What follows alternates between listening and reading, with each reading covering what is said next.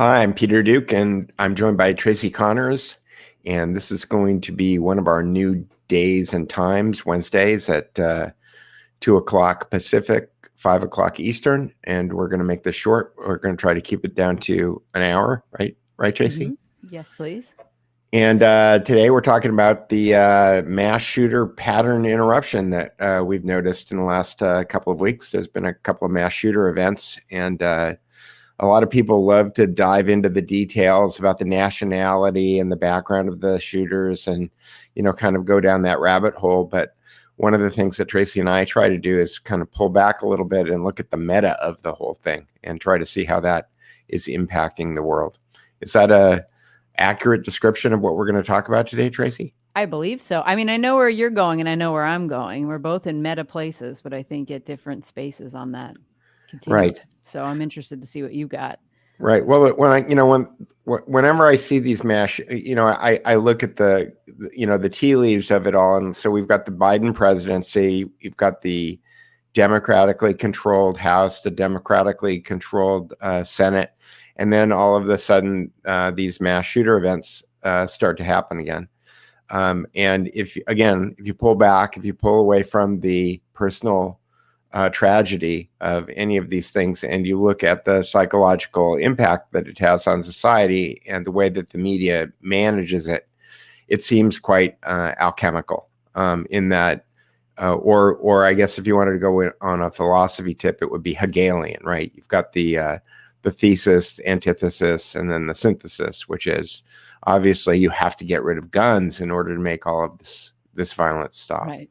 And in 21st century speak, we say problem, reaction, solution.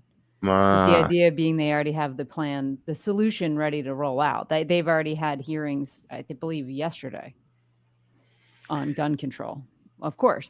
But you also, part of that pulling out picture too, Peter, is thinking about, we're still, some states are still in lockdown. We still have the COVID madness going on, and that hasn't been handled all that more spectacularly than it was prior to Biden's inauguration. And you've got the stuff at the border hitting critical mass and the word's getting out. I don't know if you saw O'Keefe's video where I learned that he has a pilot's license and he flew over one of the detention centers. James O'Keefe has a pilot's license? He was flying the plane in the video. So he's on the ground there trying to get in. They're like, no, you can't come in. It's restricted area. And he's like, well, it's public property. It's a government facility, therefore public property. But they don't want to have that argument. So he's like, well, you know what's not private is airspace. And the next thing you see is him in this little plane. And he's talking from the pilot seat over his shoulder, back explaining what they're doing and what's going on. Oops. So I didn't mean to put that in there yet. I'm just trying to get it set up. No worries. Yeah. So I think this is a good time for a distraction. And this is a welcome distraction because we have a ready-made solution, or at least something they can fundraise off of. Fundraise or change public awareness of things, right? So what I was going to put up here, and I have a better way to do it, is just Michael A. Hoffman wrote this seminal work, Secret Societies and Psychological Warfare, where he kind of talks about, again, on the meta level, how all of these things, manifest themselves. And he says such killings are, I believe, let me see if this is, nope, that's the last one that I wanted to show. Here's the first one that I wanted to show. He said that this is the alchemical psychodrama for the transformation of humanity. We are processed just by reading or watching the news. We are processed by associating death and terror, power and potency with an old demonic symbol by the 19th century adept of black magic, whose illustration of the hermaphroditic demon of the Knights Templar Baphomet is perhaps the most widely recognized occult symbol in modern history. And so, what Hoffman is saying is that these things happen as part of a process, right? And that it's an old process, and it's a well-known process, and it's almost as old as history. If you create these events, you can refocus the attention. And the reason that we called it a pattern interrupt is because people are going about their days and they're doing something, and then an event winds up happening that distracts them. And in an age where distraction is a moment by moment occurrence, with social media and all of the other things that are going on, it takes quite a lot of drama, I suppose, in order to grab people's attention, in order to be able to kind of change them. But the implication of a pattern interruption is that at that moment, when the pattern interruption happens, human beings become highly suggestible. That is, there's a holy shit kind of moment where somebody looks at it, and then almost whatever the next thing that comes out of the newscaster's mouth or the reporter's mouth is going to be taken, kind of as gospel, as this is what's actually really going on. And in that way, it's a powerful suggestion. It's a hypnotic technique as well, pattern Yep. interruption. And you can see it. There's a whole bunch of different ways to go about doing it. It's not necessarily an event. It's something that seems out of place. Our brains are pattern recognition machines. And if there's something that deviates from the pattern, it's going to capture your attention. So I know we've talked about it before. The documentary about the Nexium cult, one of the first things I noticed was their pattern interruption that they had in their initial handshake with everybody. And Trump had a pattern interrupting handshake as well. Well, you know what? I know that we talked about that before. I really need to go back and look at Trump's handshake. So when we talk about the handshake pattern interrupt, what we're talking about, and anybody watching this can try this because it's really effective. And that is, normally when you go to shake somebody's hand, you put your right hand out and they put their right hand out. And what they are expecting is that you are going to further extend your right hand, grab their right hand, and then you're going to shake it. But what some hypnotists do, Milton Erickson, I think, was famous for kind of perfecting this, because he had polio, and people thought he would use that as a cover. But what would happen is that he would extend his right hand, and as the other person went to extend their right hand, his left hand would move up and grab the person by the wrist. And at that moment, when you grab the person by the wrist, they are so caught unaware that you can put them into a trance, that you can make a suggestion, that you can do all kinds of things to take advantage of the fact that what you've just done is kind of short-circuited their brain a little bit. But looping back to Trump does this strong handshake thing, which is, I do believe that Trump's left hand comes up and grabs the forearm after he grabs the right hand. And I'm not sure that I would qualify that as a to me, it's something that's not every day, right? I don't know that I've had anybody ever do that to me. I do it. Okay. I do it. And I do it in business meetings where I'm trying to send the message that I'm a strong proponent of whatever the person, I'm in support of that person as a tell at the beginning of the meeting. Yes, I have done that, and I've done it deliberately. All right.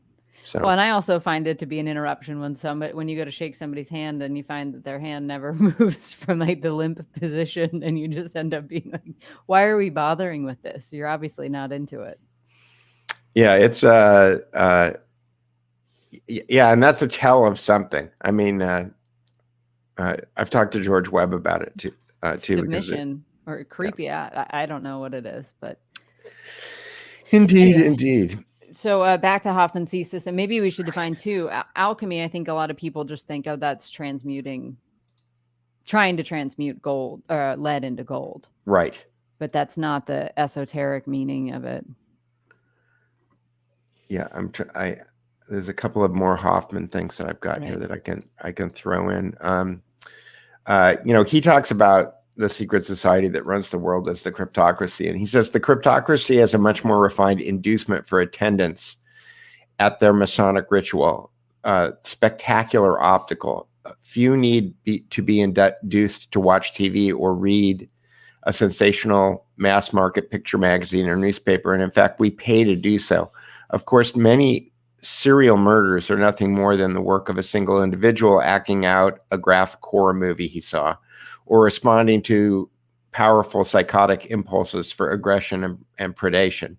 But others are ritual murder involving a cult protected by the US government and the corporate media with strong ties to the police. And so, when I read that, this particular killer was already being tracked by the FBI, was already on an FBI watch list, I go back to this sentence in this book because I think, oh yeah, well, if they're part of some kind of an intelligence program and the FBI starts to investigate it and the intelligence agency says, hey, this is our program, go away. And the FBI goes, oh, okay.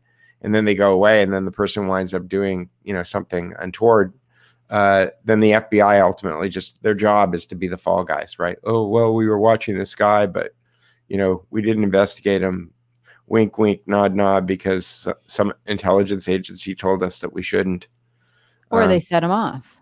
Yeah, exactly. One or the other. I mean, it's Omar Mateen, right?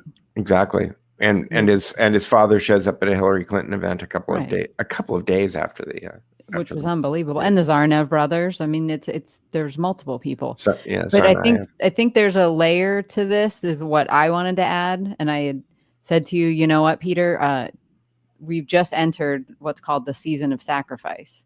Right. And I started to watch that Mark Passio video. Why don't you talk about that? Well, hang on. Let me do. While you're doing that, I'll just read this Michael A. Hoffman quote. Gotcha. He says, such killings are actually intricately choreographed ceremonies performed first on a very intimate and secret scale among the initiates themselves in order to program them on a grand scale, amplified incalculably by the electronic media.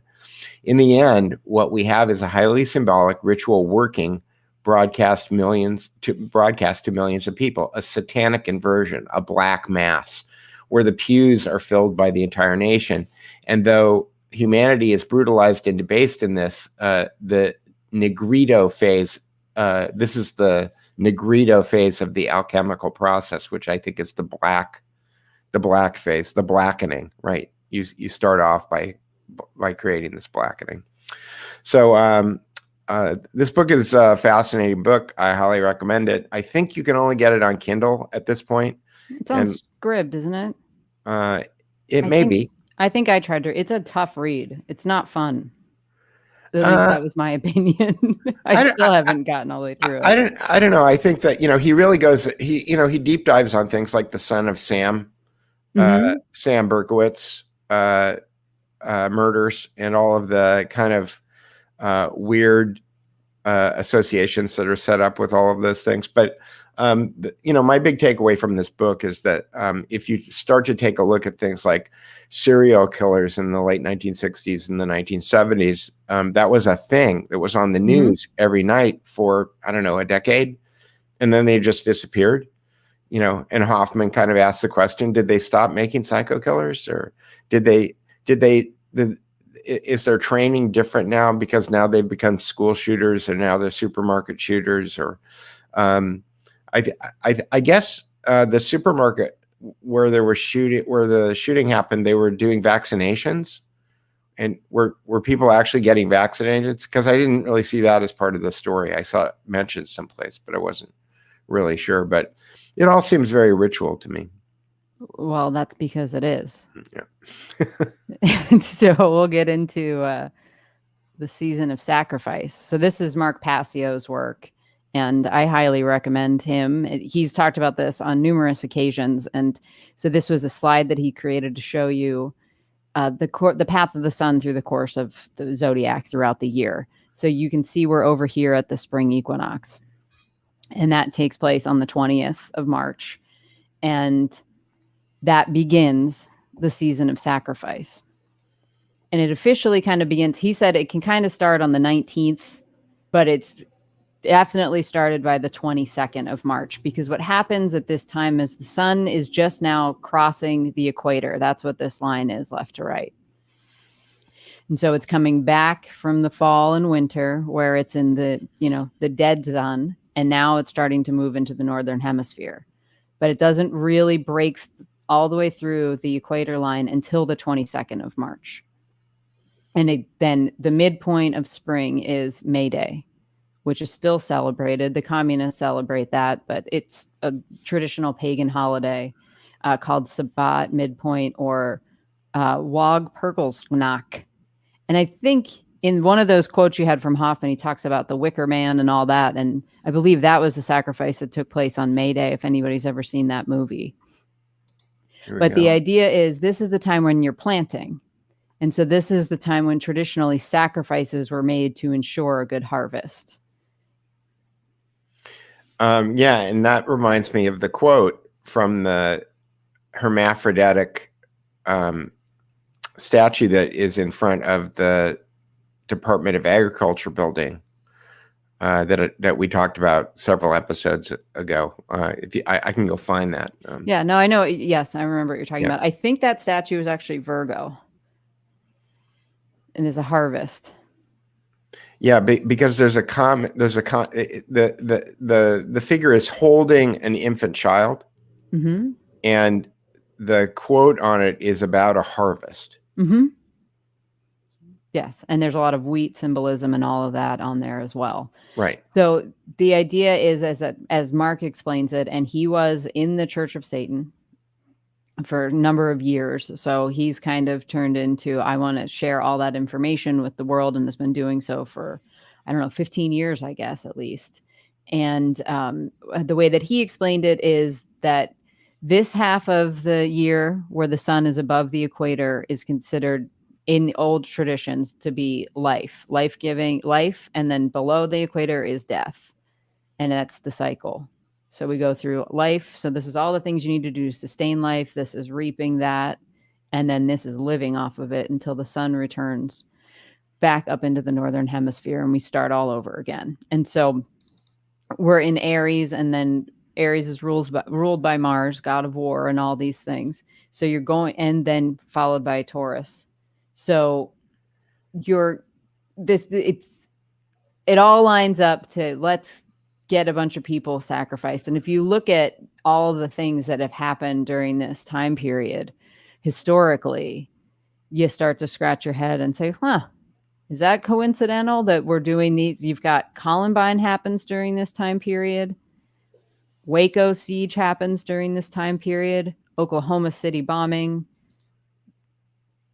Did I say Columbine school? Yeah, Columbine. Yep. The Boston bombing. There were, and I think Dave Underdowner said Gary Powers was shot down on May Day. So May Day was also the day that Adam Weishaupt and Meyer Rothschild founded the Bavarian Illuminati. Right. Yep, it is Hitler's birthday. But there are several other things that have taken place. I think he's got a list somewhere of 40 something, going all the way back to Lexington and Concord.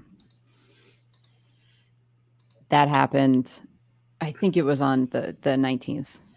So it's funny because you said Aries is the opposite, because this is a statue on one side of the entrance to the left side of the entrance to the Department of Agriculture, and it says the heritage of the past is the seed that brings forth the harvest of the future.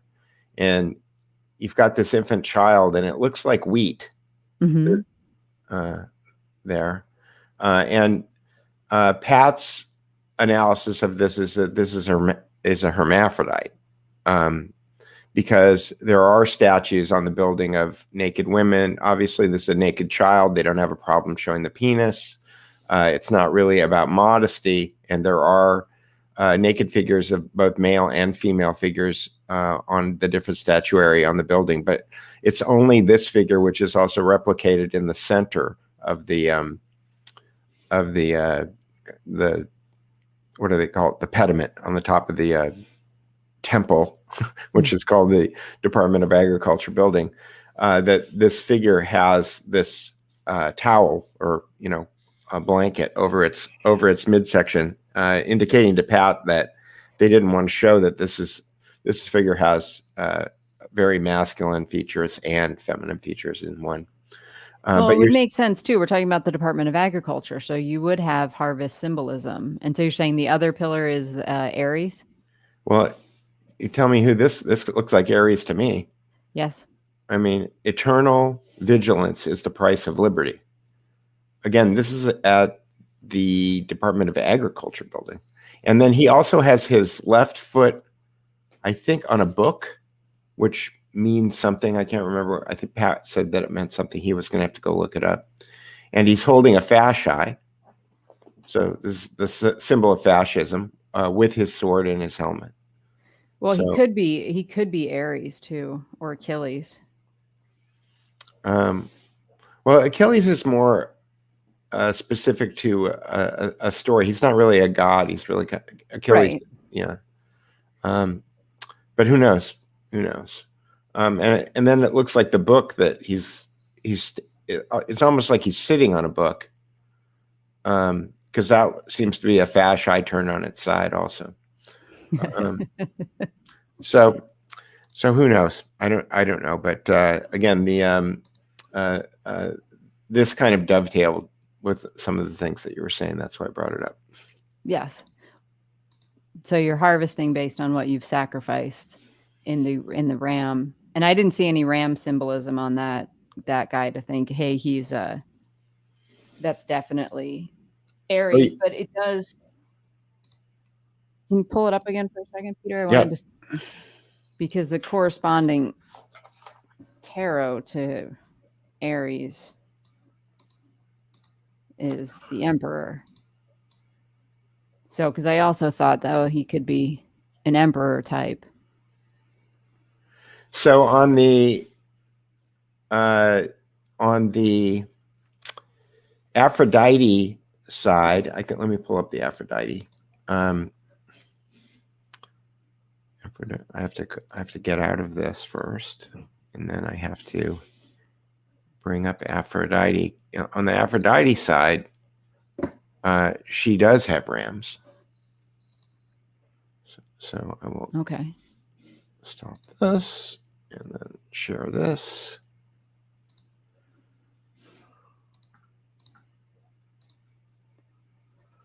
So yeah, she's flanked by rams. And there's also rams on the pediment below. I mean, underneath the I think the triangle thing on the top is called the pediment. So yeah, so you have lions, you have lambs, you have jars, you have a shield. It almost looks like Medusa's head on the shield, right? It looks like Medusa's head, and she's got a 5-pointed star on her forehead. One of the shields has an eagle, and then one of the shields has a face that looks like Medusa's head with the star. So yeah, she's got bounty under her arm. She's got a jar with all of the fruit spilling out and stuff. So we've kind of gone off on a bird walk, I think, in the Department of Agriculture, but from what our right. What we're going to talk about. The season of sacrifice, and we've got mass shootings going on. Yeah, because it just seems, and again, George Webb always says it's all in the metadata. All you have to do is take a look at the metadata. And so if you start to notice that, there's something called the season of sacrifice, they just didn't teach us that. That's not on the Apple calendar, right? Apple begins. Apple will tell you Apple and Facebook will tell you everybody's birthday, but they don't have season of sacrifice show up on the calendar. Maybe we should make one, or we should go find one. I'm sure there is. Because calendar plugin. Because I'm sure that if you just took notes, doesn't Passio go through all of them in this video? I didn't watch the whole thing, but I think he goes through the whole calendar. He does, and he kind of points out that we don't have a big May Day celebration in this country, but that's not to say that they don't in other places. You can see, and we don't have anything around August 1st. But we still celebrate October 31st. So these are the midpoints of the seasons that are marked off. And so we still celebrate Halloween. And it kind of makes sense when you think about this. You're going into the winter, so you're going out and collecting what everybody else is willing to part with from their harvest. If you think about the way that we play out that holiday. And then over here, February 2nd, that's when we have Groundhog Day, which is interesting to think, okay, are we getting out of this or not? Do we get to be reborn? Do we get to live again? And we appeal to some weird rodent for that information. Right? And it happens in my state.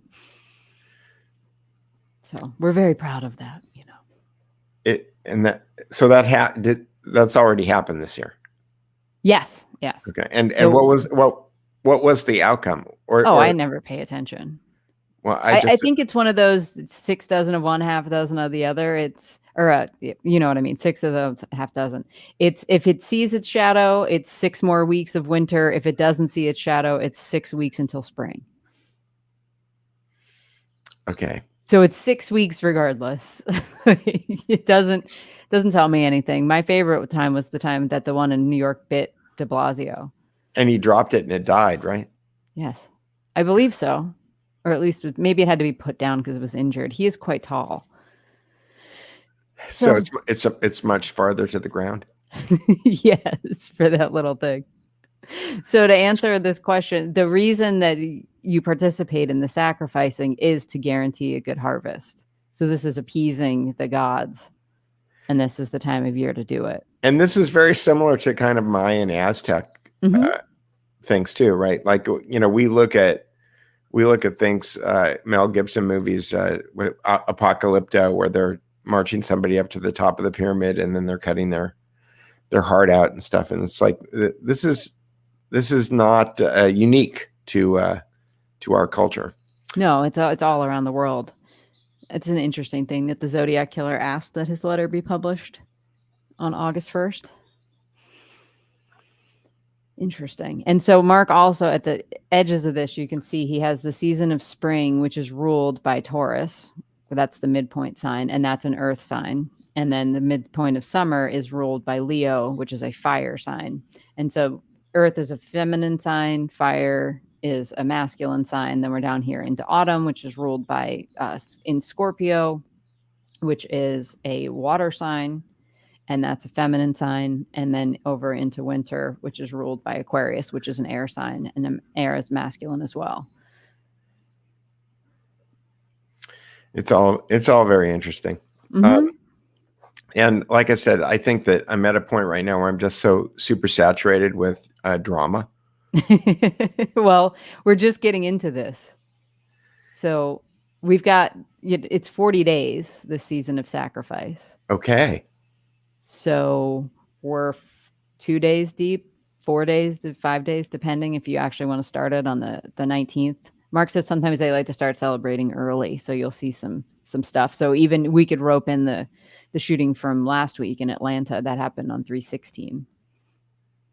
3/16. But the other interesting thing that he pointed out, this March 22nd, which has traditionally been the official starting date, is the lodge number of Skull and Bones. They're 322. Interesting. It's an important number to them. Like, they take these things seriously. I mean, they take their rituals very, very seriously. Well, not only that, but it's it was explained to me by somebody that it's kind of steganographic, meaning if you do something on 3/22, then people who know what Skull and Bones is will assume they'll see the event, they'll look at the calendar, they'll see it's 3/22, and then they'll just assume, oh, this is a Skull and Bones thing. And that way they don't have to telegraph it to each other and blow their operational security. That makes sense. Yeah. Should I keep my kids out of school on April 20th? You should just keep your kids out of school, period. Yeah, exactly. Like, trivium, quadrivium. There was never a mass shooting at a home school. Good to know. Right? I mean, what's the commonality of all school shootings? School. Right, exactly. I got to tell you, when my daughter started high school, I was a little paranoid about all of that stuff going on, just because her high school is probably the most represented high school on television, because Pacific Palisades High School is used for movies and television, and it's Was it the one that was in Clueless? Clueless. I believe that was no. I don't think it was in Clueless. But I know that there were several TV series that were shot there. There were some big movies that were shot there, and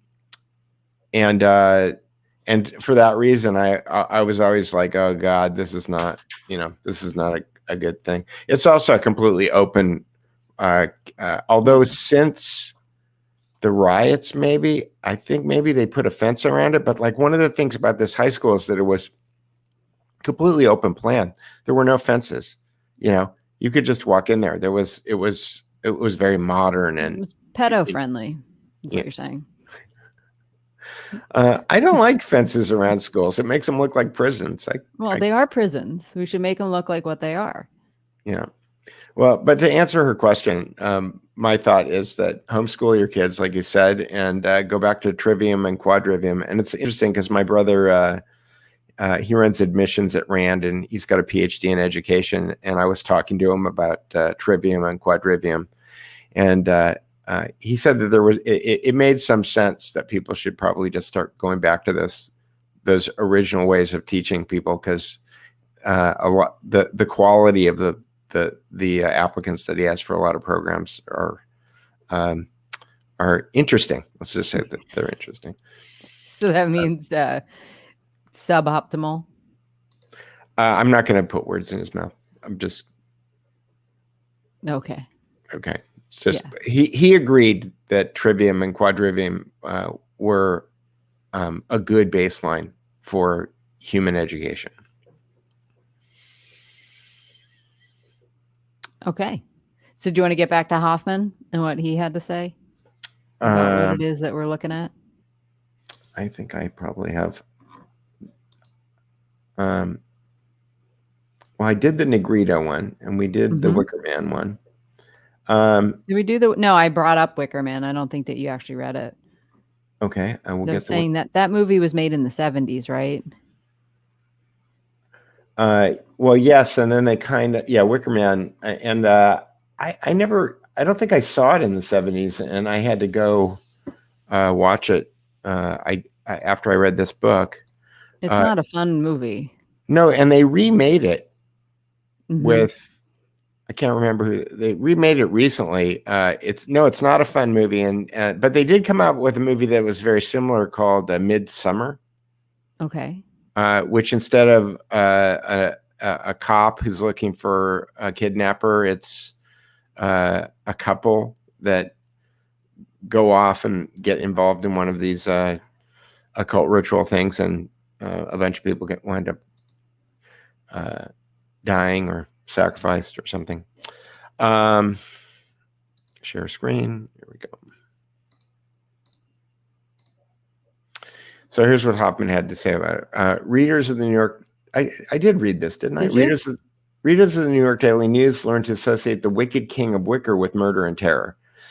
At the thought of King Wicker, millions felt fear. This fear was imprinted on their minds. This was the same control process hundreds of peasants were put through 1,000 years ago when standing in front of a giant wicker effigy, inside of which was caged a doomed human sacrificed, destined for burning. So yeah, it's ritual horror is basically what it is. I mean, we've replaced it kind of to a certain extent with horror movies, where we've got, Nightmare on Elm Street, or, Amityville Horror, or The Omen, you name it. They have come in different sizes and flavors, but basically it's ritualized terror. Bob Weinstein, I think, wasn't it? What's the name of his film company? Harvey Weinstein's brother. So Harvey Weinstein was in charge of culture and the sexual processing of actresses. And then his Dimension Films, that's what it is. Okay. And then his brother produced all of the serial kind of horror effect movies, which make a ton of money. Which paid for a lot of the other things, yeah. Sure. I mean, I've worked on horror movies with a budget of less than $1 million, and it's pretty much Did they have midgets? You're going to make their money back. I'm trying to think because I worked on a couple of them. No. So what were the horror movies that you worked on? One was called Babysitter Wanted, and that was kind of like a play on, I guess I would say, the Omen. There was a babysitter that was babysitting for this psychopathic family, and it was out in the middle of nowhere. It was, it was decent. I enjoyed the final product of it. The Omen, and that was like a incubus kind of. Well, it's just like there's a creepy little kid, right? Right. And so that's what you're dealing with, this creepy kid. What was the Linda Blair movie that kind of set The Exorcist? The Exorcist, yeah, that was the one that kind of Tubular Bells. Was that Tubular Bells? I don't know what that is. I think that the music for people can fact check me on this. I think that the music on The Exorcist was Tubular Bells. Tubular Bells was the first, whatever the band was that did Tubular Bells, I believe was the first act that Richard Branson signed when he did Virgin. Which, ties a bunch of kind of weird things together, right? Yeah. Rosemary's Baby, perhaps one of the strangest movies I've ever watched, directed by Roman Polanski. And there's all kinds of, there's ties between one of the guys who's in Rosemary's Baby to the Manson killings. Mm-hmm. Tom O'Neill talks about it in his Manson book. So those things are all connected. Yeah. And there's some interesting stories about that movie, just from a shooting point of view. Robert Evans, who was the executive producer on that. And another really odd guy. He's one of my favorite people because I just find him so fascinating that he has a great book, and they made a doc about it called The Kid Stays in the Picture, which follows his story of how he came from. And as he puts it, he said he started off his career in women's pants because he's a real smartass. And what he was doing, he was a salesman that was selling women's pants. And he was out in LA on a sales mission, whatever, I think with his brother, and he was hanging out at a pool. And somebody saw him, a casting agent or something, and thought, that kid, he should be in movies. He was probably at the Roosevelt Hotel. Could be. Yeah. And so he gets cast in The Sun Also Rises as a bullfighter. And so he's playing the bullfighter, and they're running some rehearsals, and all the executive producers are in the stands watching. And he overhears one of them say, "Who the hell is that guy?" Meaning he didn't like him. And another producer was just like, "No, I don't care what you say. The kid stays in the picture." So that's the name of his book and the doc about him. And so he had this flash, like, I don't want to be this guy, this actor guy. What a schlub. I want to be the guy that says the kid stays in the picture, the kid's got to go. So he ends up making the Godfather series. He makes Rosemary's Baby and a bunch of other really big movies. He made Coppola who he is. He decided, if we're going to make this movie, we need an Italian director. And so he's the executive producer of Cover Stories and Predictive Programming. Sure. Which maps, he's passed away, right? So I think he's still alive, Peter. No, I don't think so. I think he passed away last year. And I'm asking because I don't think, because an attorney told me the other day that you can't libel somebody who's dead. Oh, you're right. He did. He passed away in 2019. Wow. Yes. So I know for a fact that there were modeling agencies that he had a standing offer with certain bookers, that if there were girls who needed money and they wanted to come over to his house and have sex with him for money, that they could always send the models over. That Sure. was always, that was. I believe it. I mean, he was married how many? 7 or 8 times. Yeah. And for the latter part of his life, he basically lived like Hefner. He just kind of lounged around his house in a bathrobe and took calls from his bed. They made an animated series about him, Kid Notorious. But he tells the story about being on the set of Rosemary's Baby. And I think I'm going to misquote the number of days into shooting and how far behind they were, but he said something like, we were on day 3 and we were already 2 weeks behind, which is just outrageous, right? You're shooting like 2 to 3 pages of dialogue a day. Normally that's how it's paced out. So, and, Mia Farrow, who stars in that, was supposed to leave to go do a movie with Frank Sinatra, who she was married to at the time. And they were running so far behind schedule that she was going to have to leave. And so Evans was like, I've got to save this. Like, she's got to be in this. So he dragged her into the trailer to watch dailies. And that's, at the end of the day, they do a little quick, like, this is what we shot today to show the directors and producers. And that's called the dailies. So he took her in there to show her the scene. And he's like, I just said the one word every actress wants to hear, Oscar. And she got on the phone and got in a huge fight with Sinatra. It's probably what ended their marriage. And she stayed and finished out that movie. Right. Well, because she was supposed to start, Sinatra was producing a movie that he wanted her to be in. Mm-hmm. And they were married, right? Yes. Or yeah, they were married. And yeah, so there was a whole. Yeah, this is before she married Woody Allen. Right. And it begs the question, who is Ronan Farrow's dad? Exactly. So there's all of these. Yeah. So Bob Evans and Coppola and Polanski and Satan and Charles Manson and all of these things. There's so many. I guess, you know, there's the maximum in science is correlation does not imply causation, but in alchemy or in Hermeticism, there is the law of correspondence, right? Mm-hmm. Which I prefer to kind of apply correspondences, because you can never dispute that there's correspondences. There, you know, this thing does correspond to this. Whether or not there's a direct connection or not, we don't know. But that's the third C in my alliterative illusion. But there was some, definitely, to Scooter's point, there's definitely some weird stuff going on with Tate and Polanski. Yeah, and the Ron O'Neill book. I think Scooter actually turned me on to the O'Neill book. Oh, I have to check it out. But yeah, there was some weird stuff going on at their place. That book could have been half as long. Tom O'Neill. It took him 20 years to write the book, and he spends about half the book explaining to you why it took him 20 years to write it. Oh, are you talking? Is that the Chaos book? Yeah. Yeah, I read that. I was the one that was like, "Oh, you should read this," even though he goes off on these weird tangents and never gets a resolution out of it. But he didn't get into the ideas, because I've heard people talking about it, and I've never dug into this, so it could be total BS, but that the Polanski residence where the murders happened, they had been making all sorts of illicit films there and doing ritualistic stuff and things like that prior to this all going down. So was this like, hey, you guys need to keep your mouth shut kind of deal? Was this one of those films that went too far? I mean, who knows? But they weren't.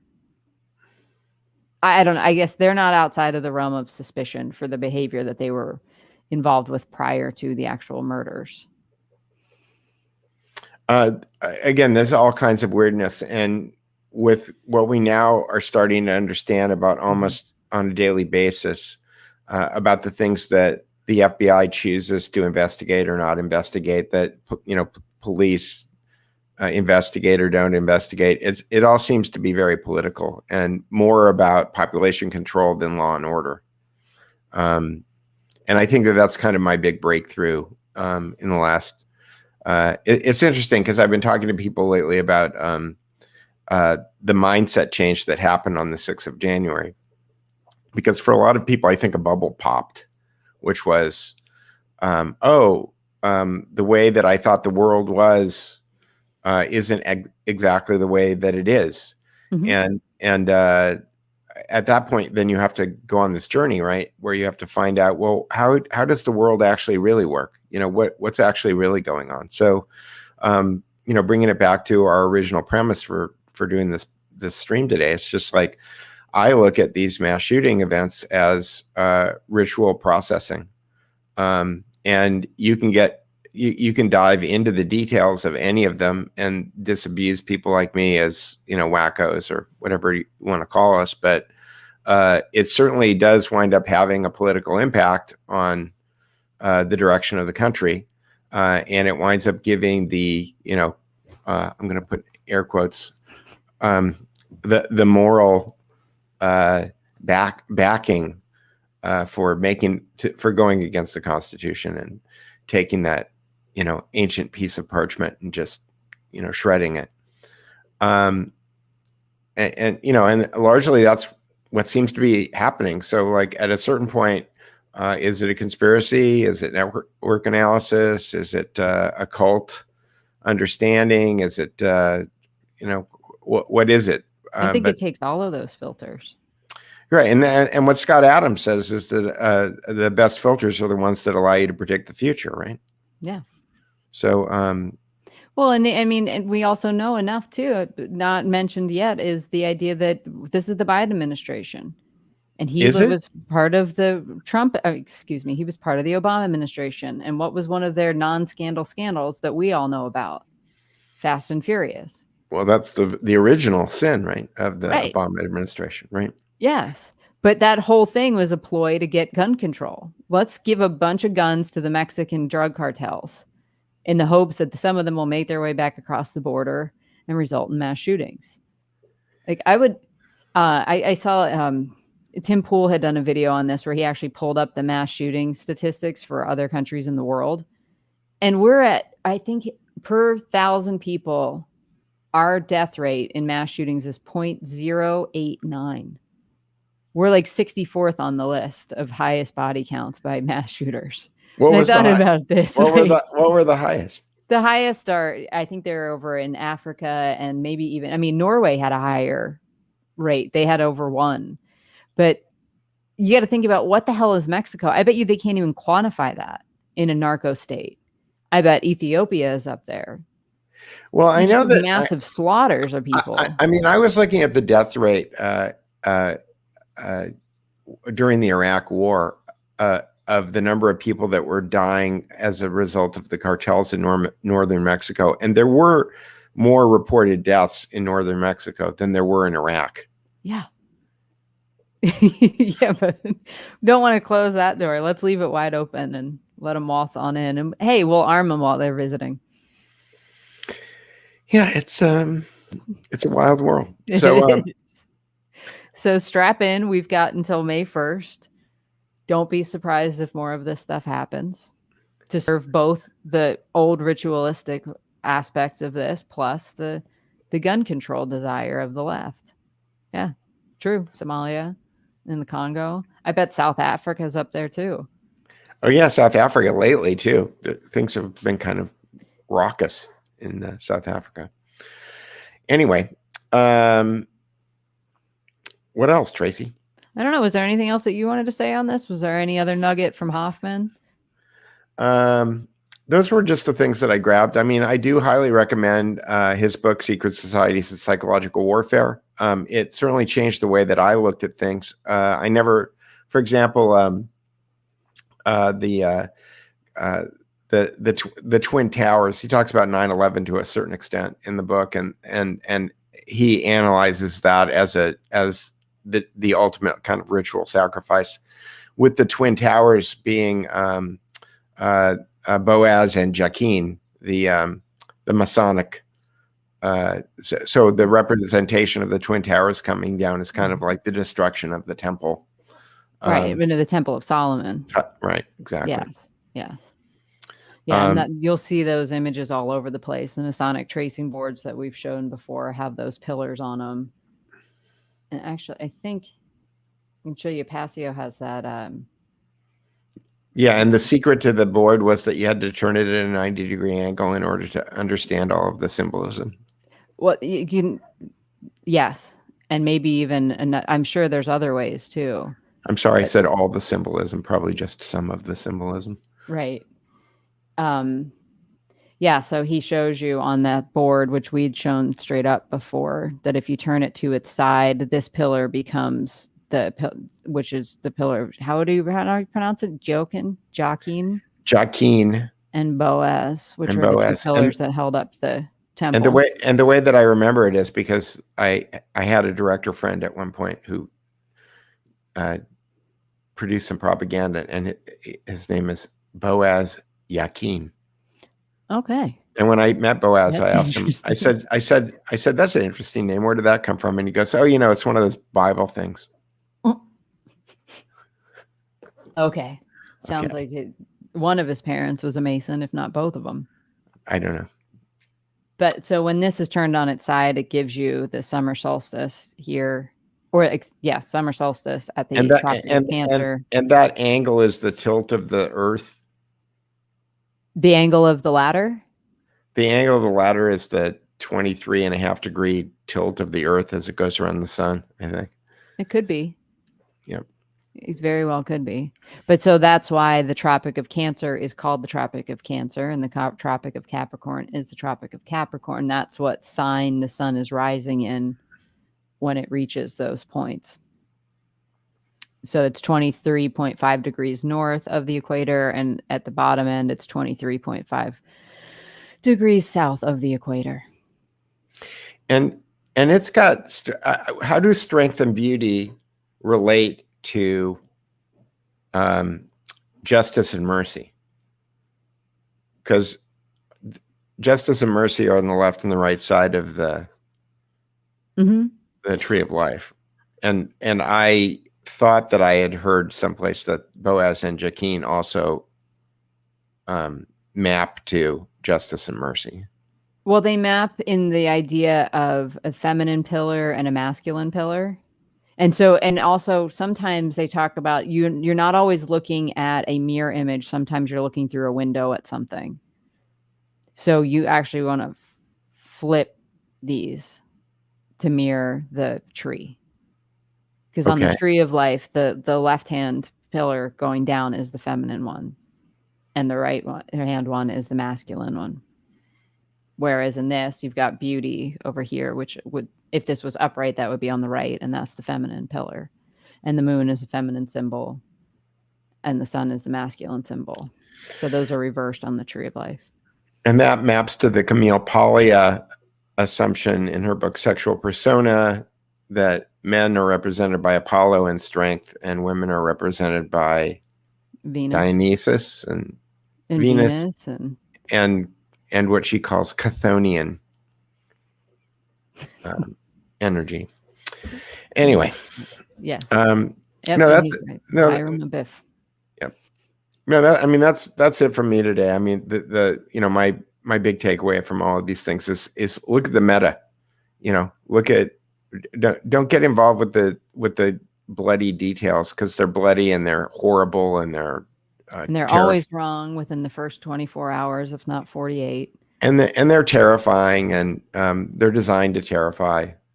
And so step away from the terror and just take a look at the event, and then look at the meta of it. What's actually, what is the cause and effect? What's the Hegelian dialectic that's going on? What's the alchemical process that we're looking at?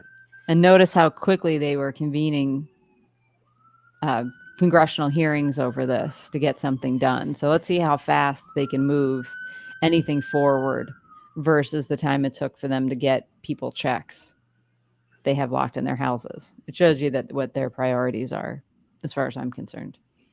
And there is a they. Absolutely.